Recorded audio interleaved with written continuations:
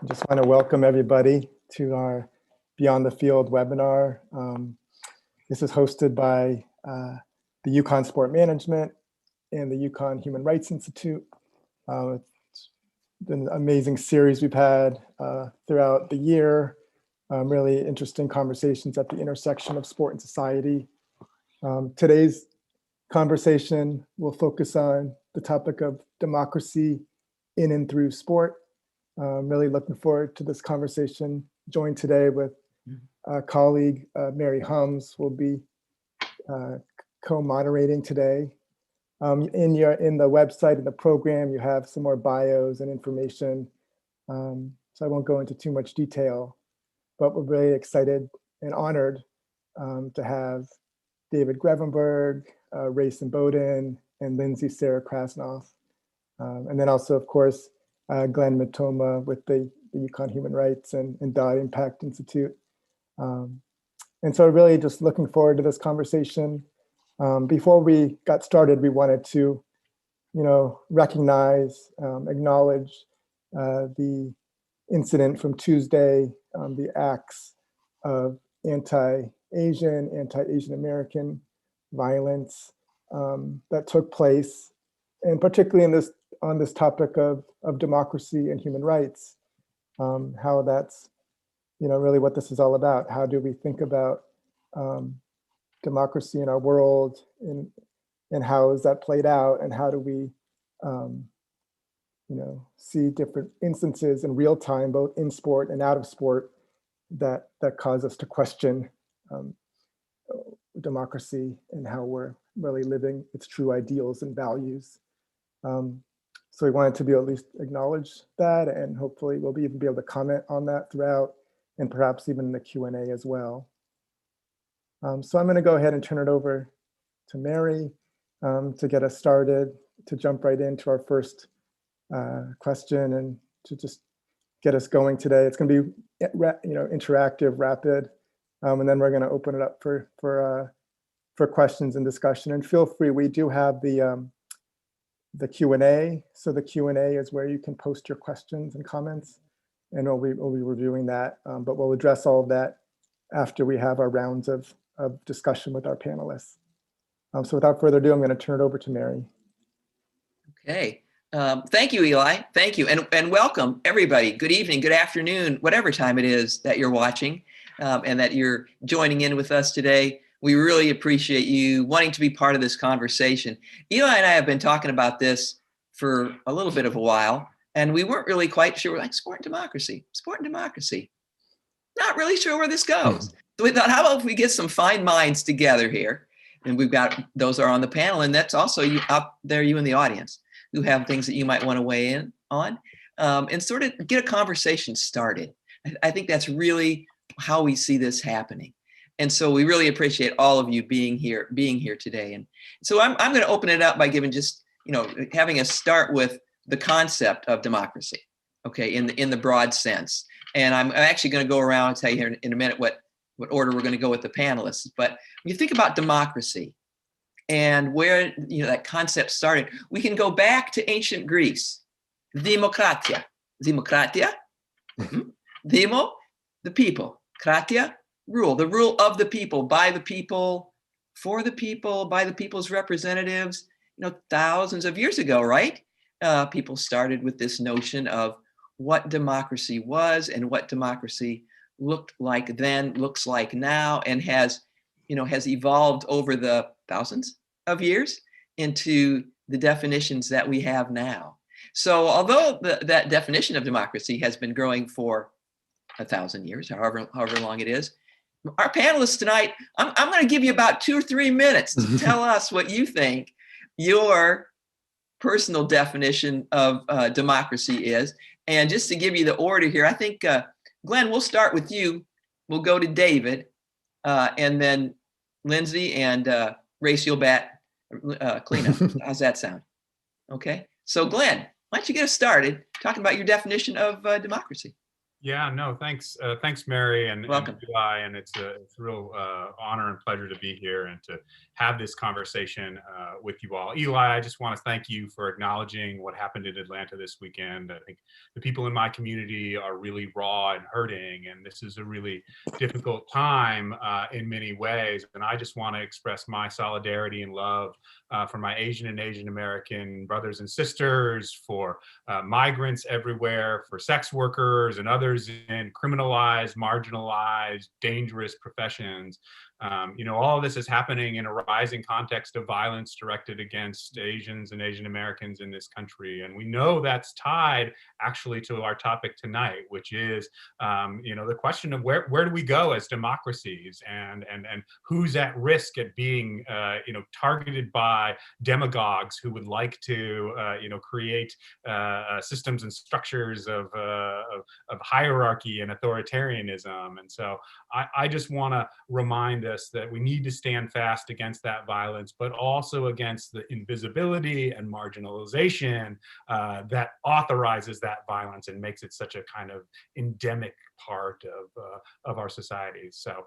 So thank you for letting me say that. And now I'll answer your actual question about the definition of democracy that I think at least I work with in some of our programs through Dot Impact. And you mentioned the kind of the history of the word and this idea of rule by the people, and that's right. And I think about it in two frames about rule by the people. One is that we the people have the right to rule, we have the capacity to rule, and we have the responsibility to rule. We have the right to rule because the only legitimate source of governance over us is us. It has to be rooted in this idea that we the people are equal and have a right to self-governance. It doesn't come from the divine right of kings or from some written word or from power, right? It comes from the people themselves.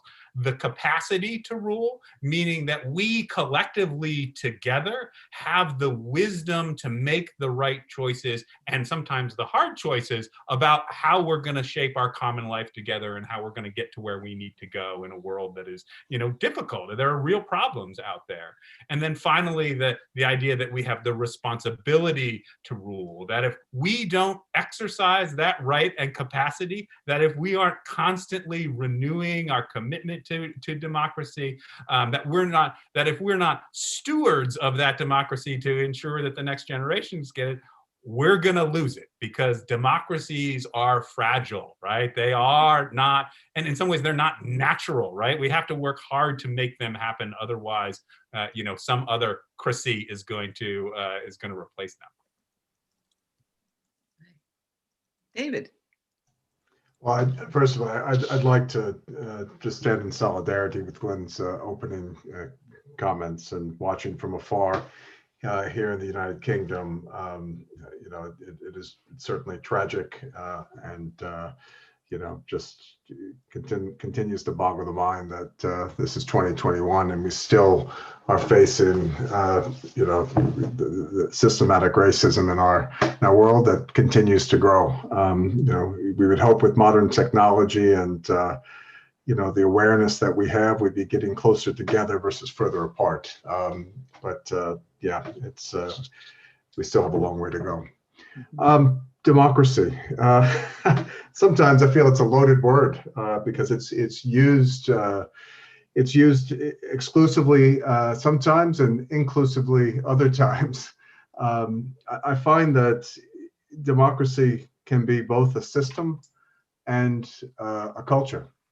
And what I have noticed, if I apply that to, say, the world of sport, which I know very clear, is that I look at democracy as representative, but you need to define what we mean by being representative. Is it representative of the few and a process to maintain and protect patriarchies or hierarchies, or is it truly egalitarian and representative of the many, and really representative of the voices, perspectives, needs, wants, demands, however you want to put it, of those you claim to represent and serve. And so I think it is, democracy is what we make of it when it needs to serve a purpose. And so is a bit of form and function. And I think it can be used for good or it can be used for bad. I've had experiences with both in various guises. So I believe to the ideals of proportionate and also fully representative systems, but they need to be also transparent, accountable, respectful, protective, and really enabling. And I choose the word enabling versus empowered. The reason is because enabled means everyone is looking at the perspective that everyone's in power. So, but just needs to be enabled with the power that they have to be able to do the work, have the voice, make the decisions that they're entitled to make. Where empowered means, well, someone's ordaining you with power, and so it talks to a hierarchy. So I think one of the things it'd be interesting to hear from colleagues on is the concept of hierarchy and democracy, and how do we how do we look at these things in this modern, more democratic world in some cases, but also quite patriarchal and hierarchical in others. Thank you. You're welcome, David. Lindsay, please. Hi, good evening to everyone. Thank you so much, Eli and Mary, and the entire UConn team for bringing us together tonight for a very timely and important conversation. And again, solidarity with Glenn and David on the atrocious acts of the past several days. As an Asian American, this is not something that, even growing up until the past few years, you would even, really contemplate. And I guess, sometimes there are cycles of history. But, I think our conversation today very much plays into this larger issue of human rights and civil rights and how this all nets itself together. I don't think there's significantly anything different than I could add to my esteemed colleagues' a concept of democracy in terms of, governance for and by the people. I think, very much this key of a responsibility to be a participant has been underscored significantly over the past 12 months. And here is where I find the really interesting intersection with the sports world, because I think that, that in my experience across the field, there's been so many people, not just in the United States and North America, but elsewhere around the world, who have long thought of sports as something as entertainment or leisure, something kind of lighter, fluffier. But I think the events of the past year have underscored, as athletes, teams, leagues, sponsors, and others have stood up and shouldered responsibility to show and model what it means to be an active participant in democracy, to fight for democracy if they don't live in a fully democratic system even. I think that has shown the rest of the world that the sports world can be an incubator for a lot of these ideals. And so I think it's a really interesting point of time where we're having this discussion in the context of human rights. Certainly democracy plays into citizens having an equal chance to voice their opinions, equal voting rights, and equal participation. And this ties into the earlier point David just made about hierarchy and democracy. And I think that's something worth unpacking. As a historian, I would just remind people that for the historic period in the modern times, since the late 19th century and the rise of modern sports as we know it, there's been a very kind of concrete tie about sports, especially team sports, helping to foment democratic ideals in democratic societies, that team sports especially could help to create future citizens who are, grounded in the sense of teamwork, of full participation in the team effort, of advancing through meritocracy and not necessarily who you know or your background. And so I think that that's an interesting point for consideration when we bring in sports and democracy. And so I will leave it there, but there's a lot of really interesting things to delve into in this conversation. Thank you, Lindsay. Race, if we could hear from you, please. Hi, everybody. First, thank you for having me. Thank you, Eli and Mary and everyone here for setting this up. Glenn, thank you for starting the conversation off with exactly what we all need to hear, and we all stand in solidarity. And I think being here and having these conversations, being able to expand our minds and expand, the way that we all can feel and elaborate on our feelings is massive in times like this. So just being able to be here and hear people speak on it is really important. A lot of good points made right away. I think from my perspective, one of the things that I wanted to say was, as an American athlete and to an athlete who represents Team USA on the Olympic level and represents the Team USA on the world level, you realize very quickly as an American that democracy is kind of a self-defined term. And we find ourselves looking at democracy is very different the way we see it in the United States as the way we see it overseas or amongst other nations who are democratic. And we see the stark differences in the way we are pitted against nations who aren't. And I think that's also something that we find ourselves a lot in sport, pitted against or kind of placed in front of this stark difference that we see in countries that are either Soviet or not democratic in nature. The other thing that I wanted to say right away was that I think that for me, sports is it's a little replica of a democratic society. Being on a team, playing for a nation, athletes are a great representation of the people. We're talented in a group in a way where we're almost essential to a team. We're more like essential workers or essential members of a society than we are superstars. When you play on a team, you find your role, and you find your role specifically to help a greater good, which is your team to win, which is touching upon that responsibility, but also touching upon that hierarchy, because we constantly place ourselves and define ourselves in sports. It's very clear. We have a ranking, which we don't have in our societies, or is invisible in our society. So I think there's a lot of ways that sports itself mirrors and reflects the ideals of democracy, but also in times shows the control that the people have over the democracy when united, which we've seen immensely during this period of athletes standing up.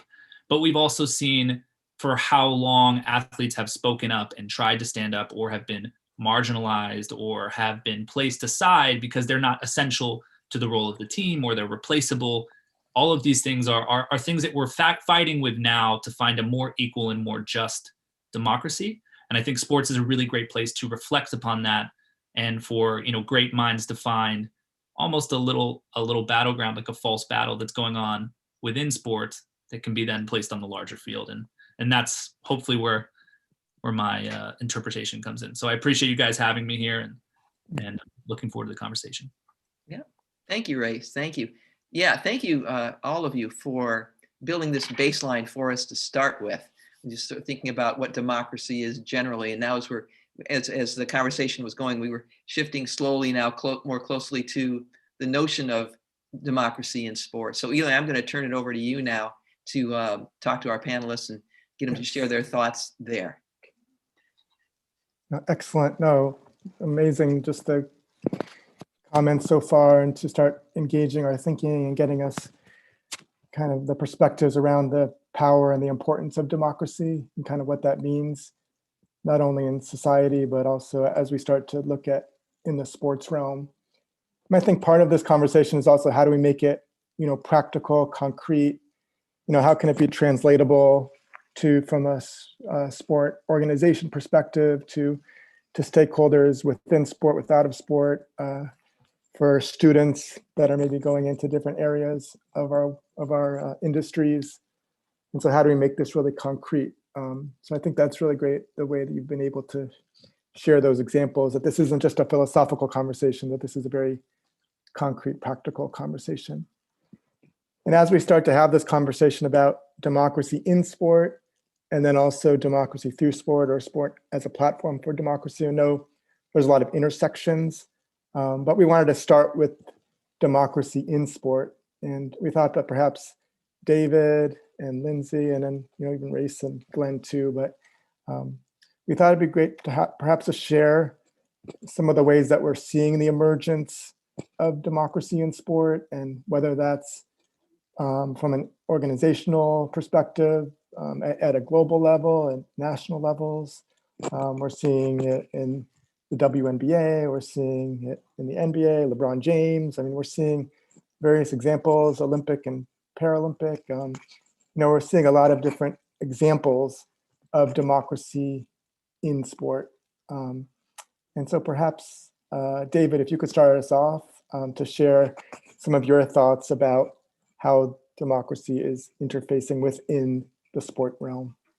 Yeah, I mean, I think depending on the sport movement, it's certainly not homogeneous and by any means. I think those that are more, those leagues, those clubs, those organizations that are, obviously driven by a more commercial construct, probably appeal to more capitalistic democracy in terms of, in some cases, I don't want to be harsh and saying winner takes all, but it is very much around leveraging as much value, and those with the largest share have the largest voice in those cases. You have on the other flip side, this notion of social democracy and those organizations made of associate members and so forth versus kind of exclusive members or select or appointed members in more of the capitalistic or commercial side, where you have equal representation from members. So from an island as small as Niue to a country as large as India, you have equal representation, equal voice, and how that plays out in the decision-making process is actually quite, obviously quite representative of typically the values of that movement, the culture of interaction, and of course, both the character and personality of the sport. And so we have a lot of debates and discussions, around this win at all cost versus let's do the responsible, egalitarian, ethical, moral, transparent, accountable thing, for the lack of a better word. And I think that's where sport is, not one size fits all. It depends on what does the means to an end look like. And the global sport movement is a movement of many movements. And so I think it has these competing forces. And the key for us, those organizations that can get those competing forces working symbiotically or in synchronicity are really, I would say, the organizations of tomorrow. And democracy plays a role in that on both sides. It's just what extreme and what is the, I would say, the most free, fair, equal, and just system to run your sport effectively. And I think there's a demand globally now for democratic procedures that are open and transparent to all. And I think we're at very much, I think what Ray said, we're at a crossroads in sport, where sports administrators, sport instructors are going to have to determine what is the most effective system of democracy that they're going to use to make decisions. Well, thank you. That's really good to get us going. And so I'll turn it over to Lindsay to share your thoughts on democracy in sport. Right. And so before I delve in, for those in the room who might not have as much of a deep background, certainly this question of, everyone has their own definition of democracy, and it's not just the capitalistic democratic societies that think that they have the toehold on democracy. through the Woodrow Wilson Center, the Cold War Sport History Project has a series of podcasts that help to decentralize the narrative of Cold War sport away from just a US and a Soviet Union perspective, and really helping to show how many different countries and societies around the world, West, East, North, South, sought to use sport to put forward their own democratic ideals. So I think, in terms of helping to think of, well, the past and how we got to where we are now, I think that's a helpful resource for those who are maybe not as fully versed in that. Diving a little bit more into today and, how, what trends are we seeing in democracy and sport? There's a lot going on. If I had to pinpoint two things that have really kind of risen to the forefront over the past year, it would be how sports diplomacy is helping to spread ideas and ideals of democracy, as well as how athlete activism plays into that. And they kind of both feed into each other.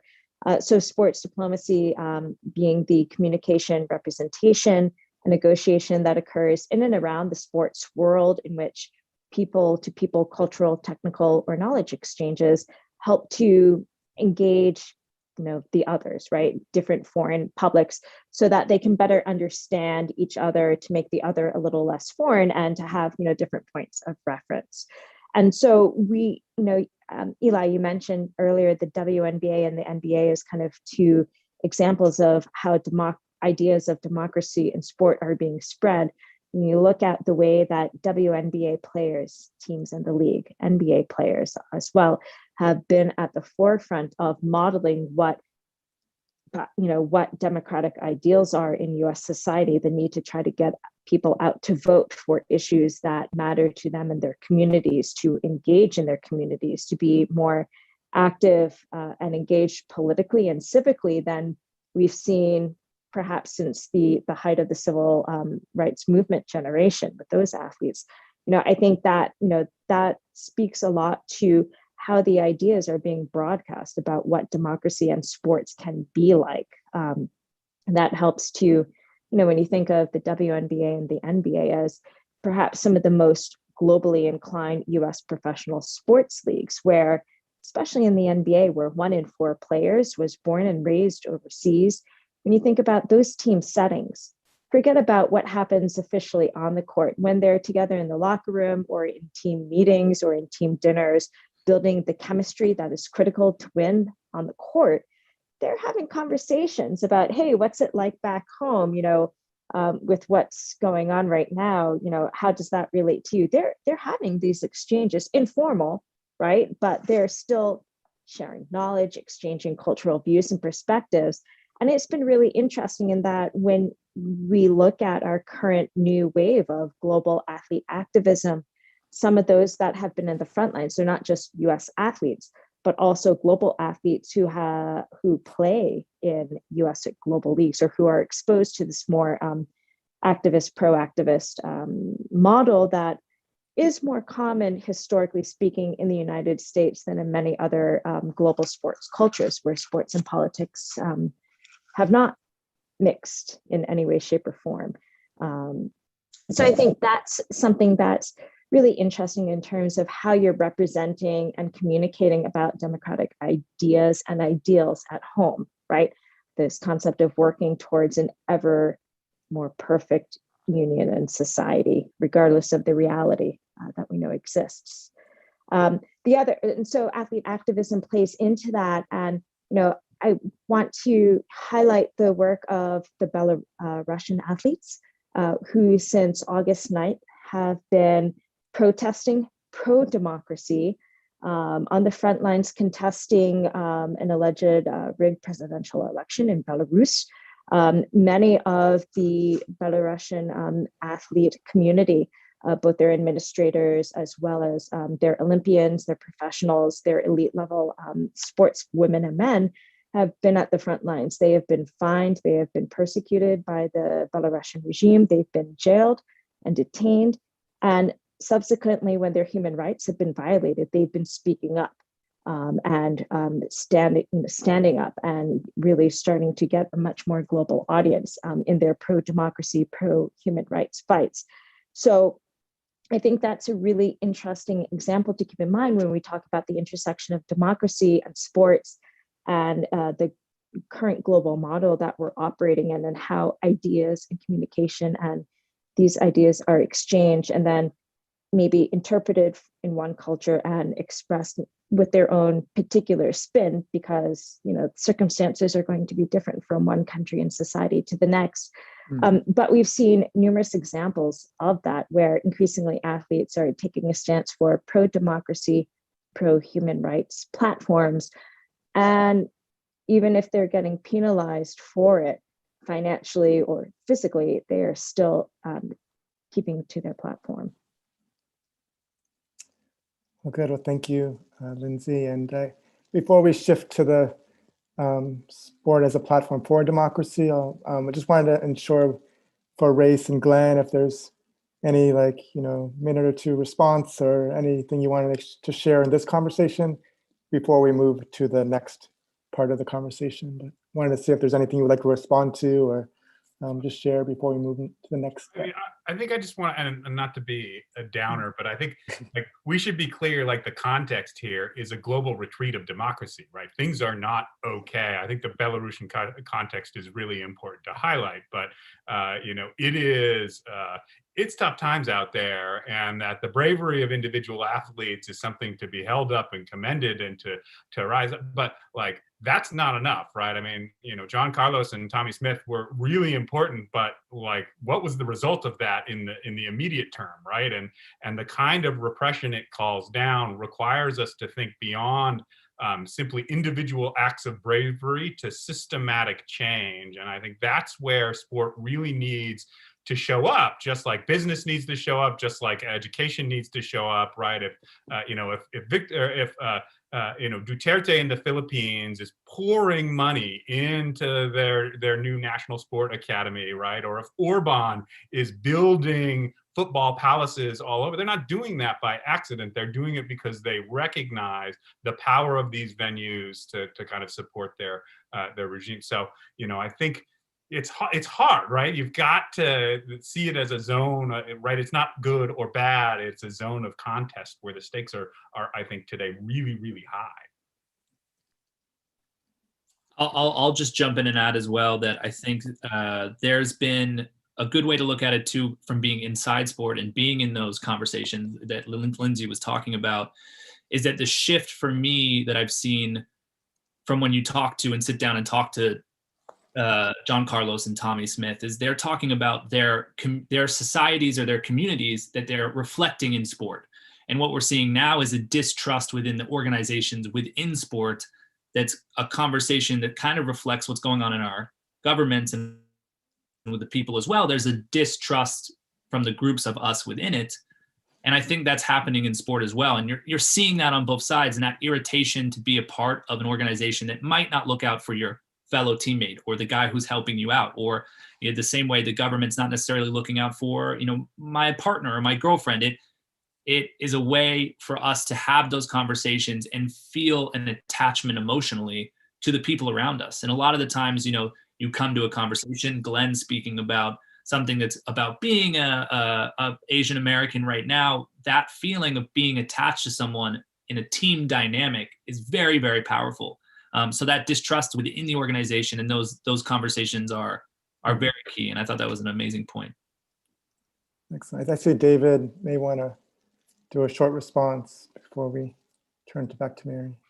No, I was just going to build on what has been said here, and I think it's really interesting. There's been a massive shift in consumerism and I guess the level of awareness and expectations of the current generation of athletes, fans, you name it, which is only in the next 10 years going to become more, I would say, intersectional in its approach. We've moved from where exclusivity and privilege was the name of the game in sport.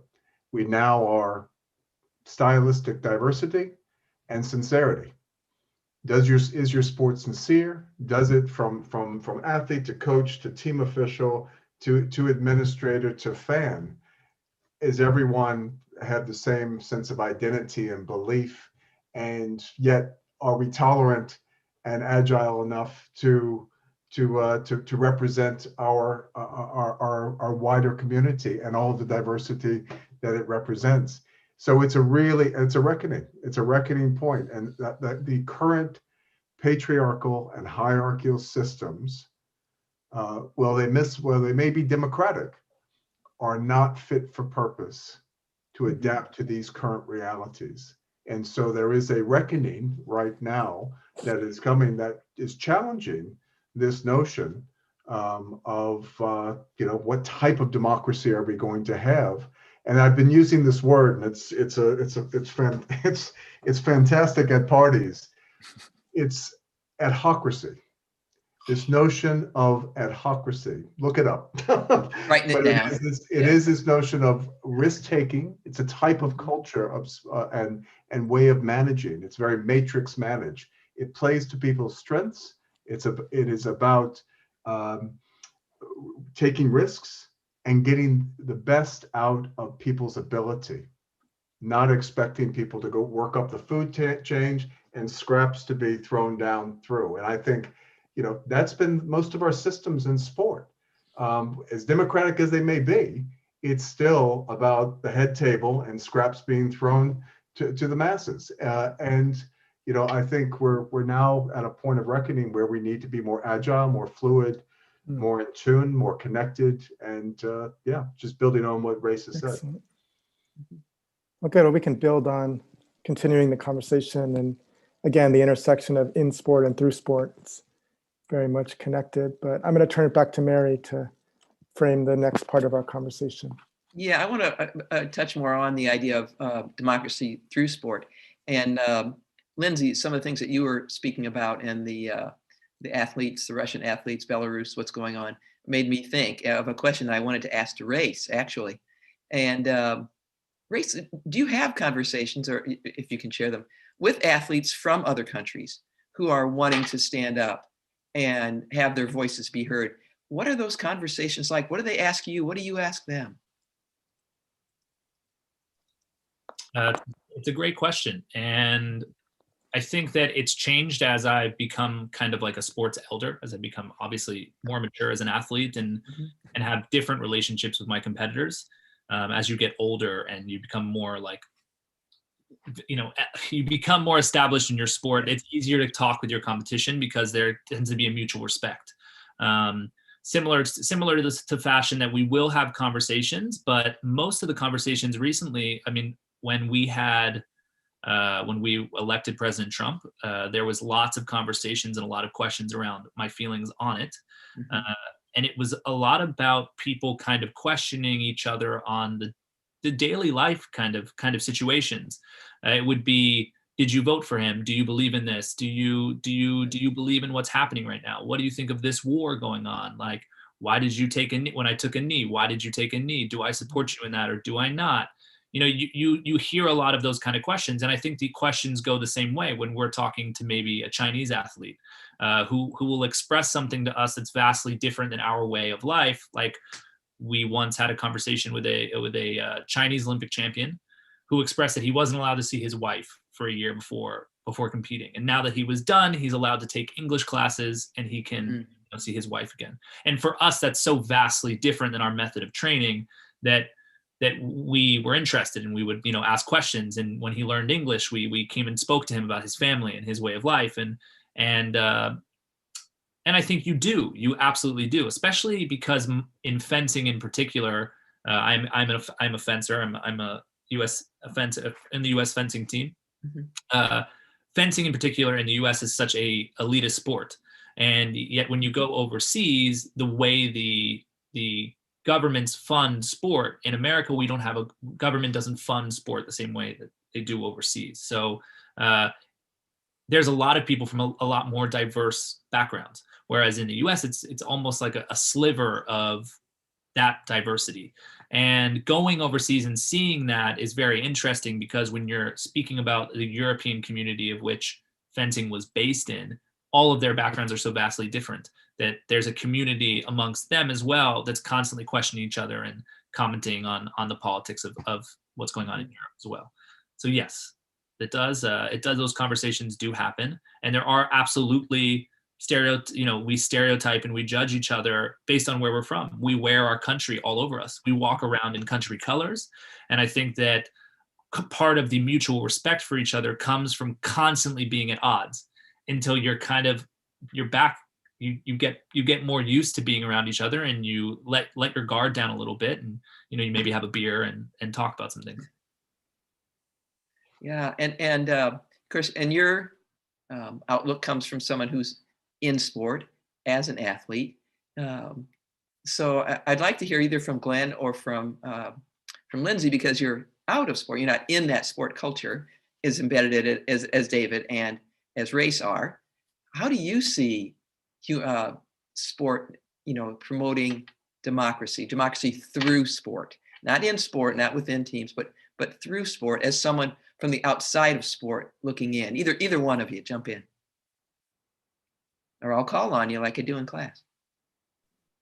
Well, certainly, and I work a lot with global athletes who are much more directly in sport, and regardless of where they are based and their own particular background, they happen to be, quite. I work a lot with the basketball side, and so from a wide variety of different cultures, creeds, gender identities, and so forth. They increasingly think of sport as a way to express that more kind of democratic ideal, even if the reality is a little bit different. And what I hear from them is how inspired they are by others who they have seen, and how other acts of courage, no matter how small or great, has caused them to rethink how they are using their own platforms in their home countries, and how they are positioning themselves to speak up for greater justice and human rights and ideals. And so that for me is one of the more interesting things, that it is, regardless of their country's background or their own particular definitions of democracy, they all have expressed being moved to try to work towards a more idealistic version of the present reality, not just for themselves, but for their children and for the future generations of athletes, as well as just general society.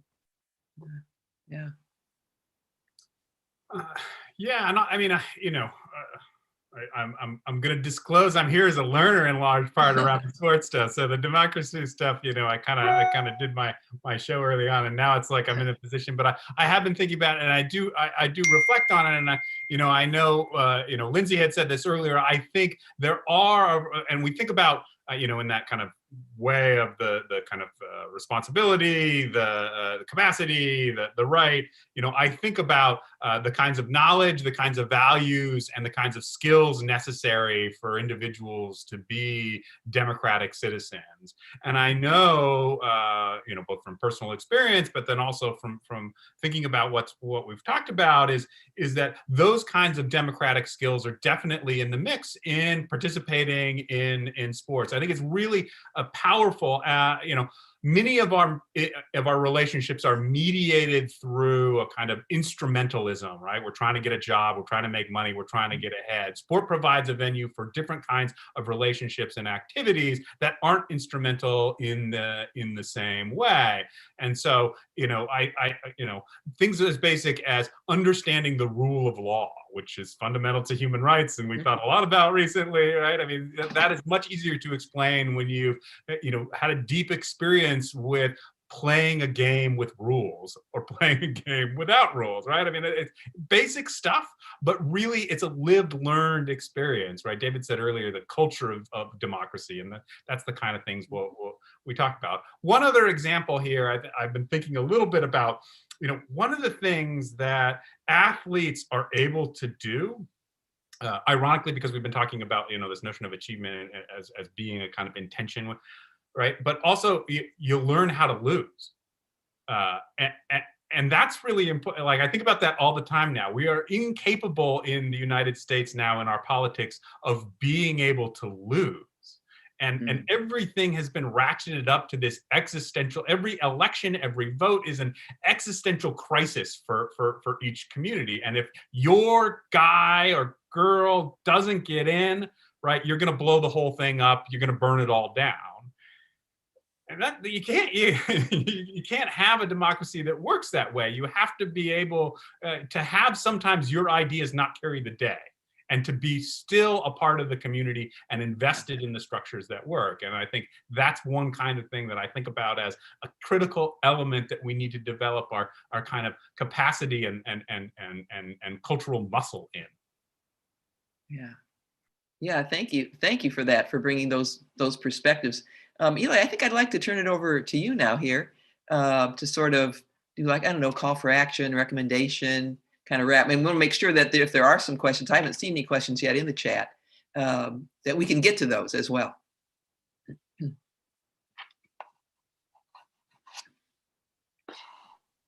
Eli. Good. Yeah. Thank you. No, thank you, Mary, and thank you, everyone. Glenn and Race and David, Lindsay, excellent comments, and really narrowing in on this important conversation we're having.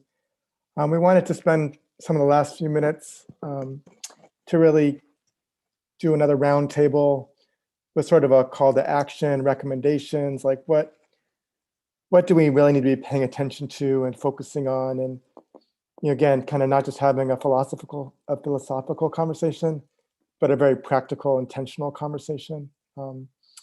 But we also want to encourage, we will be able to take a few questions. So we want to ensure, I see one question in the Q&A, but maybe we'll just take a few minutes for other questions in the Q&A just to come through while we're doing our round for our call to action.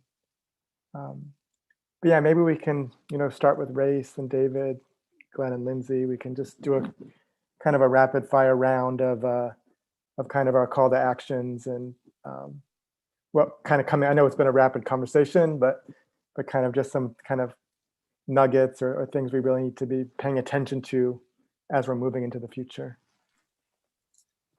Yeah, I can. So I'll take, again, a sports perspective on this, which is you lead by example. And I think that the way that I've been approaching handling my call to actions and approaching other people's call to actions is to make them as niche as possible in the societies that in the communities that affect me directly and affect those I love directly. I'm in the Social Justice Council for the USOPC, and I'm also on a diversity equity board for US Fencing. We just made the first recommendation for the abolishment of Rule 50, which is the rule that stops athletes from demonstrating at the Olympic Games. It also was a big moment where the USOPC said that they would no longer punish athletes. They would support all athletes who demonstrated.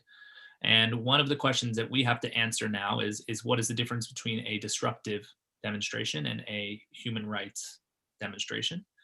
And I think that one of the things that we can all be doing is going to the organizations or the businesses that we're a part of and applying that same method where it allows people to speak up for whatever community they are a part of, however they feel, and allowing them to have that voice within that community.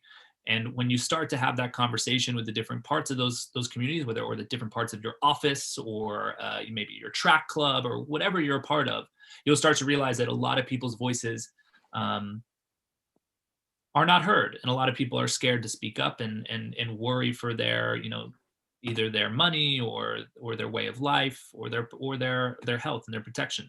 So creating groups, creating places that are safe for people is one of the call to actions that I think is really, really important, and allowing people to speak. And especially when, we're on here, we're in a Zoom, we're in certain communities that are bubbles, to realize that those don't exist everywhere. And we can help support other people who have those missions and who have a strong voice or a strong conviction towards creating safe places for people to come and express their feelings, their emotions, and the injustices that have affected them. Excellent. Thank you, Race, for sharing that. So I'll now turn over to David. I'll build on what Race has said. I mean, I think, I think creating safe places for courageous conversations and brave and bold action is really the name of the game now. And, what we've seen is this migration from individual points of advocacy, activism, protest. I always am a little bit reluctant to use the word protest because one person's protest is another person's activism. One person's terrorist is another person's freedom fighter. So, I think we all need to contextually reflect on that. But we're seeing this individual, collective, and institutional misalignment often in many sports. Where things that are important to individuals may not be representative of the collective, and the collective may not be represented in the institution. And I think my recommendation or the call to action is really for sport to reimagine how it socializes and how it conceives its future through collective values, collective action, and collective impact. And the way to do that is to really, and it's interesting, when you look at the human rights world, a rights holder means something very different than a media rights holder in the sport world. So I think one of the things of synchronizing language, a rights holder is an affected group. And it's the people who have rights. But you have rights, but you also, if you go to many Indigenous and First Nation communities around the world, rights, obligations are mentioned before rights. Your obligations to your community, your obligations to the land, your obligations to your elders, and then your rights come with that. This is a real debate in form and function. And so what I really do think that reimagining sport from a rights holder perspective, from a licensor, licensee, regulator / enabler, many governments and IGOs and so forth and NGOs play in that space of regulator or enabler roles. I really think we need to reimagine and relook at how sport socializes and conceives its role in society. That is really moving towards a shared value model, and not just doing these socially inclined things as either philanthropic feel-good moments or under the banner of corporate social responsibility. But we should be doing we should be making people's proudest moments every moment that we engage with them, whether that's at a big event or through a development program, and really living on that promise. So yeah, I mean, I think that would be my Excellent. call to action. Let's reimagine sport in a more engaged way. Good. I think we'll actually go to Lindsay and then Glenn. And I know we have some questions, so we'll do the Lindsay and then Glenn, and then we'll leave some time for questions, just a few, Sure. minutes. Yeah. And I'll try to be very brief before I give my call to action. I think the one thing that we haven't talked as much about, but I think is crucial to any conversation about democracy and then through sport, is the role that social media plays and how it's over the past 10 years, it's just totally changed a lot of the possible, but also the reality. I think that's perhaps also a somewhat very separate conversation, but I think it's something to kind of keep in mind in the larger context here. My call for action, I think it really builds upon what's already been said. Education at all levels, not necessarily classroom education, but education about the roles that sport currently plays, the good, the bad, and the ugly, so that people have a better understanding of sports' role and its potentials in society, and that it can be about something more than just seats, getting money for ticket holders in seats or entertainment. That it does have a much more, it can have a much more universal educative mission if we want it to be. Doesn't, yeah. Well, thank you. That was excellent. Thank you so much, Lindsay. And we'll go to Glenn. Sure. Yeah. And I mean, I'll co-sign with everybody and what they said. I really like, race. Your description, Race, makes me think about the kind of centrality of ensuring that we can all bring our full selves into sports, right? That it's not just and that's really like where the action's at. If we're doing that fully, then I think, David, what you're saying about reimagining the sports world will come, because we'll have to build institutions and structures that can accommodate people's full selves in that way. And when we do that, when we show up, when we're, we don't just kind of try and hide behind, this is the, athlete me, or this is professor me, or whatever, our minds are going to get blunt, right? I mean, Lindsay, this is like that kind of comprehensive experience of education where we're transformed and transforming is possible. So, I guess my call to action is for everyone to have the courage to bring their full self, into these spaces, and to demand that full self be recognized and appreciated, because you kick the door open, you make the table longer, you do all those things when it's not there for you yet. So Excellent. Thank you, Glenn, and thank you all of you for those remarks, and to really, how do we make it really practical and tangible? I know we're just having, and so Mary's gonna, we may not be able to address all the questions, but we're going to address at least a few of them. So I'm going to turn over to Mary to pick a few, and we'll do our best. And if we're not able to answer all of them, we'll be able to share them out, and perhaps we can do some follow-up to address all the questions. But I'll turn over to Mary too. Yeah, I will go with one here from Ashika, who would like, Ashika says, I question the increasing responsibility on athletes to have the responsibility to uphold democracy, where firstly, domestic and international governance is failing them, and then they have to deal with the second barrier of discrepancies within sport governing bodies. David, maybe that's a good one for you with all your sport governing body experience. I think that speaks exactly to it, is that you have to get everyone around the table, and you need to create systems that, affected groups need to be engaged as part of the process. And this is not, versus treating athletes like cattle. That's the reality. So this does come down to, having a rights-based approach to this work. And this is where human rights becomes a fundamental, I think, focal point. This is, when you look at that rights-based approach, you uphold your duty of care first and foremost.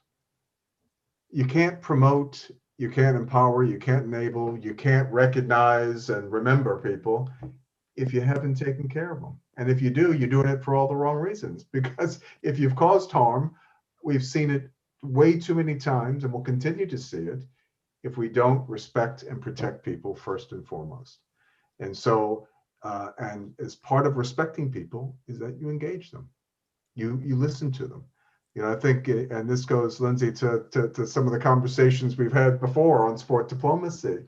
Respect, listen, learn, and then open your mouth in the world. And I think, many of us in sports administrative roles are great at talking, very poor, and we're great at hearing, but not good at listening. I think we need to listen more. We need to be more respectful. And what you'll see is massive institutional change and a new form of leadership emerging within sport. Yeah, if I could just quickly jump in on the tail end of that, this gets to Ashika's point about ambassadors in tracksuits. And so oftentimes your best sports diplomats are your athletes, right? And giving them greater agency and giving them the full seat at the table and having their voices heard, both in terms of the policy, but then implementation. I think that is critical and key. Does that put a little bit more of a responsibility and onus on them? Maybe, yes. But I think in the end, having them be a full and equal partner rather than just a labor contingent part, as they so often have, unfortunately, I think that's better for everyone in the end. I'll also jump in and just say that's exactly what we're working on at the USOC. So, that's exactly what we're slowly marching through the progressions of, like, dealing with direct issues like what's coming in, what's happening, and what's going to happen at these events that are happening, and what's happening at the Olympic Games, which will absolutely be, what these organizations worry about. But then also building out infrastructure around and based around the athletes to have that diversity in that. And exactly what you said is making that table longer.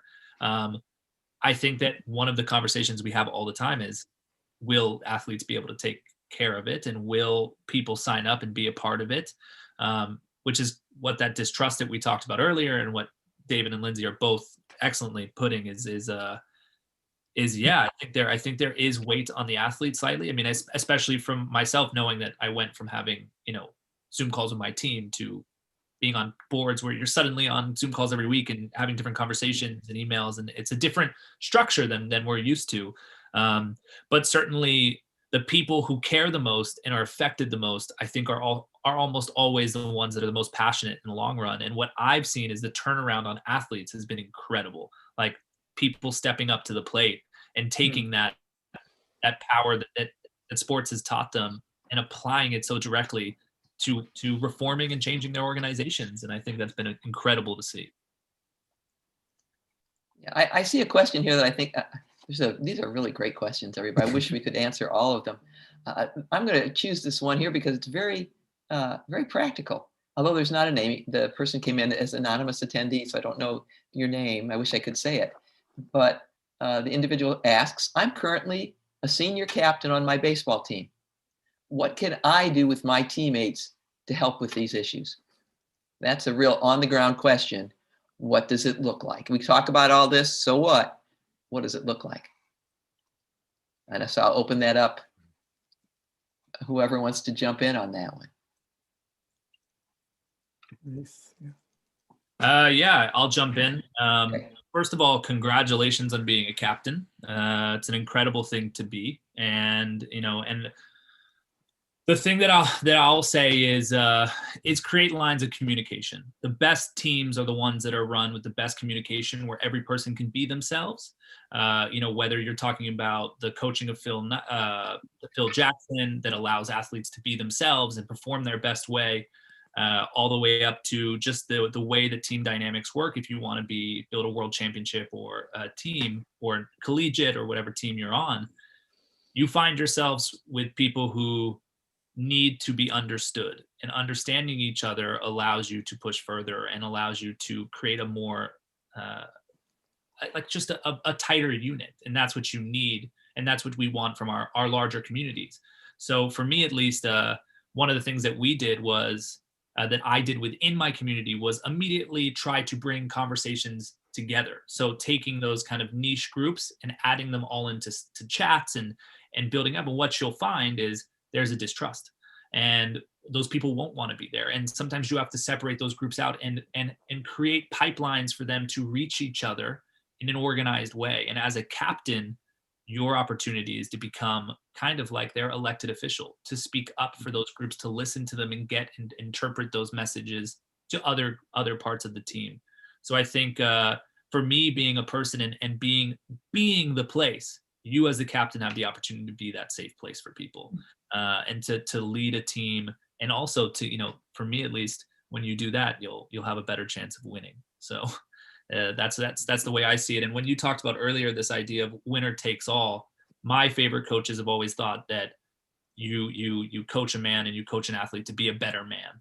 And I think it's the same process. If you want to win as a team, or you want to win as a country, or you want to win as a community, you teach people to be the best versions of themselves they can be, and you support them in their flaws and you support them in their abilities. And I think you can do that as a captain.